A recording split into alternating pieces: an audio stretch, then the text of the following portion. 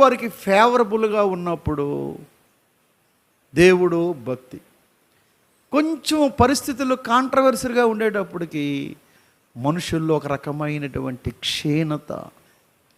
చూడండి, బలహీనమైన ఆత్మీయత కలిగి ఉన్నప్పుడు నువ్వు స్థిరముగా ఉండలేవు, కదిలిపోతూ ఉంటావు. ప్రతి చిన్నదానికి కదిలిపోతూ ఉంటావు. ఎవరో ఏదనంటే వెంటనే అవునా, నిజమా? క్రీస్తులో మనము బలవంతులుగా ఉండాలి.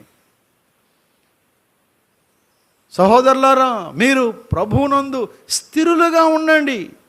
తర్వాత కదలని వారు, కదిలిపోకూడదు. చూడండి, సైతాను కదిలిస్తూ ఉంటాడు. ఆడేం చేస్తాడు? ఎవరి ద్వారో ఒకరి ద్వారా నేను ఇలా కదిలిస్తూ ఉంటాడు. నువ్వు కదిలిపోయి రెచ్చిపోయావు అనుకో, ఎన్నాళ్ళు చేసి నీ భక్తి అంతా బూడిదలో పోసిన